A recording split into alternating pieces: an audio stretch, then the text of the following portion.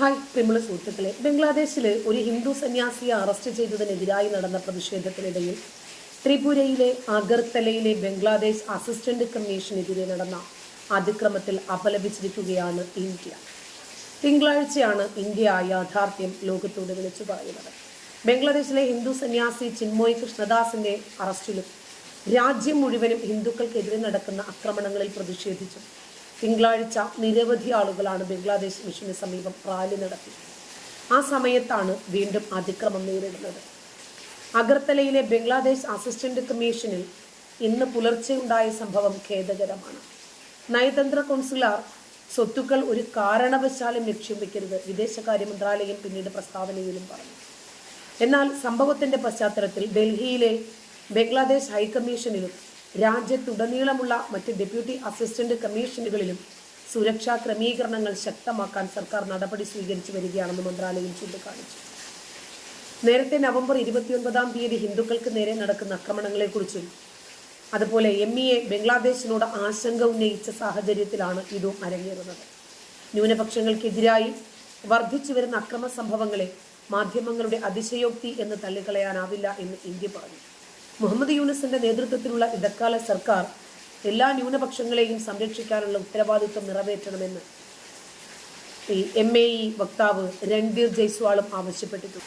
സനാതനധർമ്മത്തെയും ഹിന്ദു വിശ്വാസികളെയും സംരക്ഷിക്കാൻ കഴിയുന്നില്ലെങ്കിൽ ബംഗ്ലാദേശിൽ നിന്നും മാറി അവർക്ക് ഹിന്ദു രാഷ്ട്രം നൽകണമെന്ന് ആത്മീയ നേതാവ് ദേവാകിനന്ദർ താക്കൂർ പറഞ്ഞു. സനാതനധർമ്മത്തിന്റെ സംരക്ഷണത്തിനായി സനാതൻ ബോർഡ് രൂപീകരിക്കണം. ലോകമെമ്പാടുമുള്ള ഹിന്ദു വിശ്വാസികൾ ബംഗ്ലാദേശിൽ ഹിന്ദുക്കൾക്കെതിരായ അതിക്രമങ്ങളെ എതിർക്കുന്നു.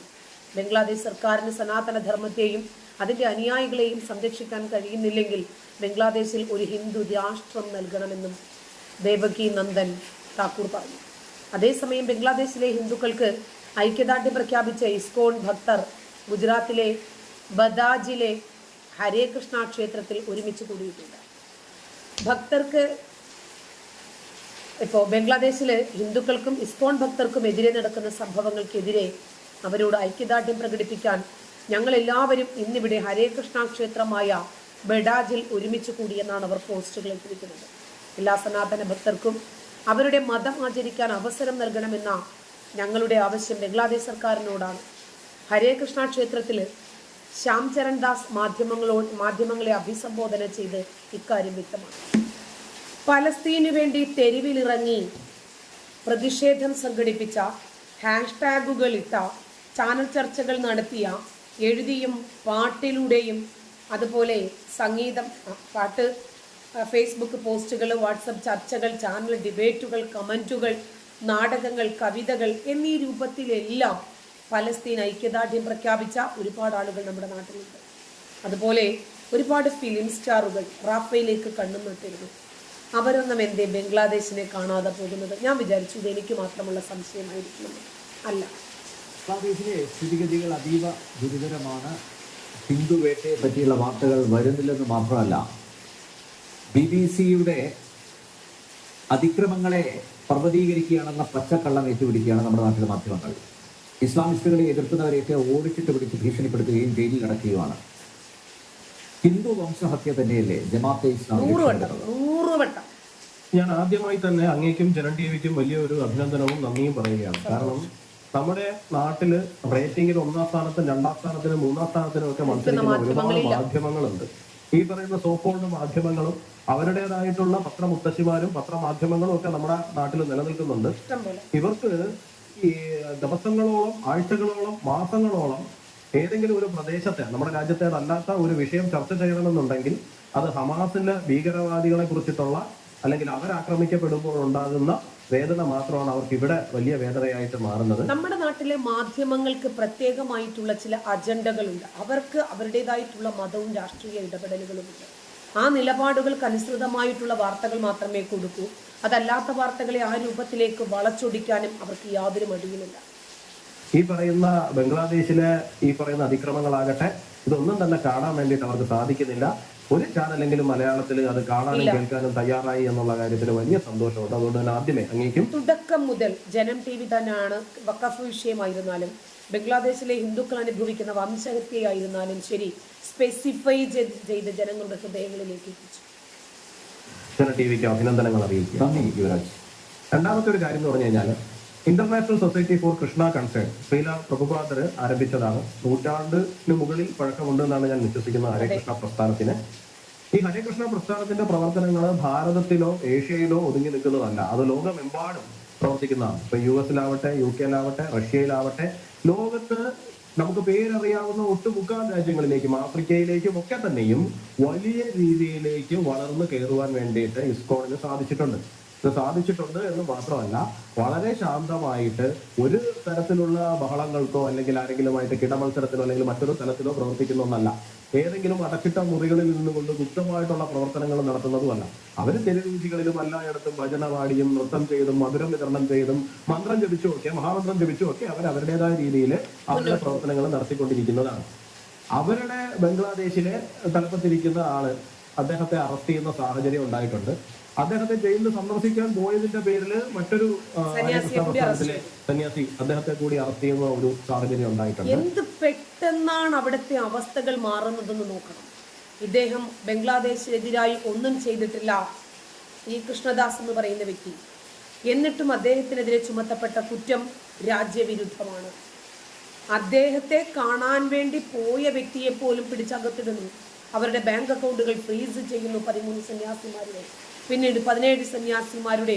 എന്ത് പെട്ടെന്നാണ്! ബംഗ്ലാദേശിൽ പട്ടിണിയെക്കുറിച്ച് വിഷയമില്ല, ജമാഅത്തെ ഇസ്ലാമിയുടെ തീവ്രവാദത്തെക്കുറിച്ച് പ്രശ്നമില്ല, അവിടുത്തെ രാഷ്ട്രപിതാവായ മുജീബുർ റഹ്മാന്റെ പ്രതിമയുടെ മുകളിൽ കയറി മൂത്രമൊഴിക്കുന്നതിന് പ്രശ്നമില്ല, ആ പ്രതിമകൾ അടിച്ചു പൊട്ടിക്കുന്നവർക്കെതിരെ പ്രശ്നമില്ല, അവരുടെ മുൻ പ്രധാനമന്ത്രിയായിരുന്ന ഷെയ്ഖ് ഹസീനയുടെ വസതിയിൽ കയറി അവരുടെ ജട്ടിയും ബ്രായും വരെ എടുത്ത് അവരുടെ കട്ടിലും കസേരകളും അവരെ ഇരുന്ന സാധനങ്ങൾ ചെരുപ്പടക്കം എല്ലാം മോഷ്ടിച്ചു കൊണ്ടുപോയി ജട്ടിയും ബ്രായും ഒക്കെ കമ്പിൽ കോർത്ത് റോഡിലൂടെ പ്രതിഷേധം നടത്തിയവർക്കെതിരെ ഇതുവരെ ഒരു ആക്ഷൻ ബംഗ്ലാദേശിൽ നിന്നുണ്ടായിട്ടില്ല. അതേപോലെ സന്യാസിമാർക്കെതിരെ എന്ത് പെട്ടെന്നാണെന്ന് നോക്കിക്കേ. അപ്പൊ ഇത് കൃത്യമായിട്ട് നടക്കുന്ന ന്യൂനപക്ഷ വേട്ടയാണ് ബംഗ്ലാദേശിൽ നടക്കുന്നത്. ബംഗ്ലാദേശിൽ ഈ പറയുന്ന സാഹചര്യങ്ങൾ മുഹമ്മദ് യൂനുസ് എന്ന് പറയുന്ന ലോകത്ത് ഇപ്പൊ പ്രവർത്തിപ്പിച്ചുകൊണ്ടിരിക്കുന്ന ജോർജ് സോറോസ് ഉൾപ്പെടെ ഇപ്പൊ ഇറങ്ങിപ്പോകുന്ന ജോ ബൈഡൻ ഉൾപ്പെടെ ഉള്ള ചില ആൾക്കാരെല്ലാവരും കൂടി ചേർന്ന് റൺ ചെയ്യുന്ന ഡീപ് സ്റ്റേറ്റിന്റെ പപ്പറ്റായിട്ടുള്ള ആള് പ്രധാനമന്ത്രി പദത്തിലേക്ക് സർവ്വജനാധിപത്യ മര്യാദകളെയും അട്ടിമറിച്ചുകൊണ്ട് കയറി വരുന്ന സമയത്ത് ഇവിടെ ആഘോഷം നടത്തിയ ഒരു മതേതര വിഭാഗം നമ്മുടെ നാട്ടിലുണ്ടായിരുന്നു. അല്ലാത്ത എല്ലാ രാഷ്ട്രീയ പാർട്ടികളിലുള്ള ആൾക്കാരുണ്ട്. ഇവിടെ ഡോട്ടഡ് അലയൻസ് ഉണ്ടല്ലോ, ഇന്ത്യ മുന്നണി, ആ മുന്നണിക്കകത്തുള്ള എല്ലാവരും തന്നെ ചേർന്നുകൊണ്ടായിരുന്നു. അതേ ഈ ഇവിടുത്തെ ചില കോൺഗ്രസിന്റെയൊക്കെ നേതാക്കൾ പറഞ്ഞത് നരേന്ദ്രമോദിക്കാണ് അടുത്ത ഷെയ്ഖ് ഹസീനയുടെ അവസ്ഥ വരാൻ പോകുന്നത്. ഇപ്പോ ഈ പറയുന്ന ബൈഡനും കമലാ ഹാരിസും സോറോസും എല്ലാം കൂടെ ഞങ്ങൾ ഒരാളെ പിടിച്ച് പ്രധാനമന്ത്രി കസേരയിൽ ഇതുപോലെ ഇരുത്തി തരും എന്നൊക്കെ പറഞ്ഞ് ബോളം വെച്ച ആൾക്കാരെ നമുക്കറിയാം. അപ്പോ അവര് സന്തോഷിച്ചത് എന്തിനാണ്? ഇതുപോലെ പോട്ടെ, ഞാൻ ചോദിക്കുന്നത് RSSകാരനെ എന്തെങ്കിലും ഉപദ്രവിച്ചു എന്ന് പറഞ്ഞു കഴിഞ്ഞാൽ ഇവർ ആഘോഷിക്കുന്നത് കണ്ടു കഴിഞ്ഞാൽ നമുക്ക് മനസ്സിലാവും അവരുടെ രാഷ്ട്രീയമായ വിരോധം കൊണ്ട് ഫ്രസ്ട്രേഷൻ കൊണ്ട് ചെയ്യുന്നതാണ്.